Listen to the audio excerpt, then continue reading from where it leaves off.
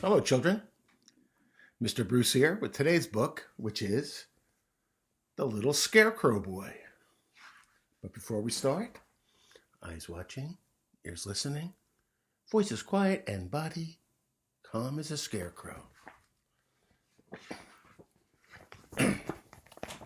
Once upon a time, there lived a scarecrow and his scarecrow wife and their little scarecrow boy.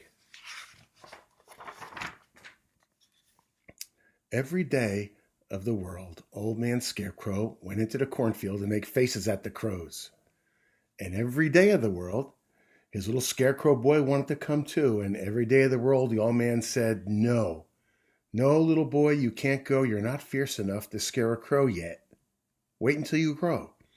So every day, the little scarecrow boy stayed at home and just grew and grew and grew.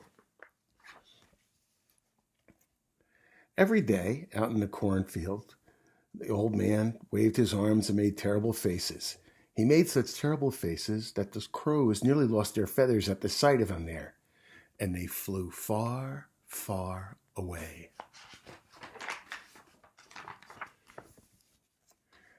Every morning, when the sun went down, Old Man Scarecrow came rattling home, and all evening he sat in his scarecrow house, teaching his little scarecrow boy how to make fierce faces. Old Lady Scarecrow whistled through her straw teeth at the looks of both of them.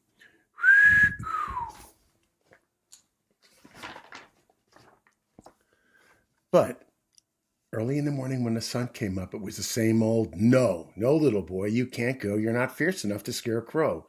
Wait until you grow." The little scarecrow boy stayed at home and just grew and grew again. One day, after the little boy had learned all 6 of his father's terrible faces so that he could make them one after another, he decided to run away.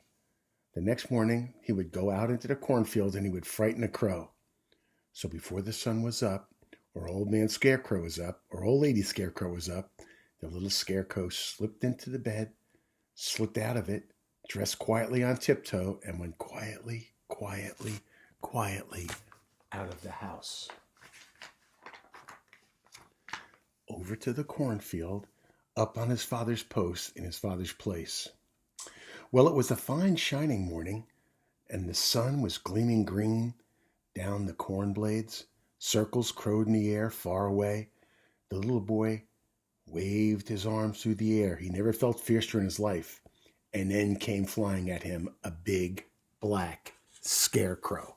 The little boy made his first fear face, and still the black crow came. He made his second fear face, and still the black crow came. He made his third scarecrow face. Time to go.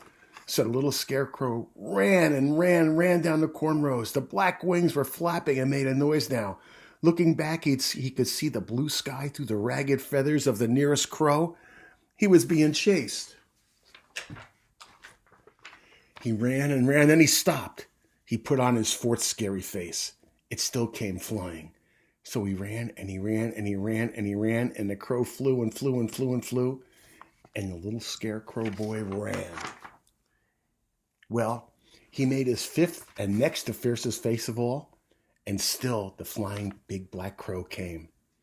The little boy only had one face left now and hardly any breath.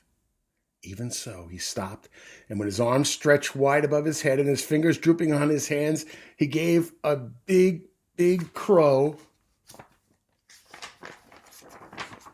a big, big face, the 6th face. And whoa, the crow flew backwards through the air, feathers flying everywhere until there wasn't even a shadow of a crow on the land. A scarecrow at last. The little scarecrow boy knew he was as fierce a scarecrow as there was in all the cornfields in all the world. Then he saw a shadow in front of him, and he looked up, and there behind him was the Old Man Scarecrow, his father. And the father was proud of his little boy who had made all 6 faces at the crows. He picked up the little scarecrow boy in his scarecrow arms and they went home to breakfast. And when the little scarecrow grew up, he was the fiercest scarecrow in all the fields, in all the world. The end. Okay, so here's my question. When you get a chance, I want you to go over to find a mirror in your house and look in the mirror and make 6 scary faces, just like the Scarecrow Boy. And when you're done, you'll be able to be a scarecrow and scare crows away from your crops. All right? Until then, I want you to be good to your folks and wash your hands. Bye-bye.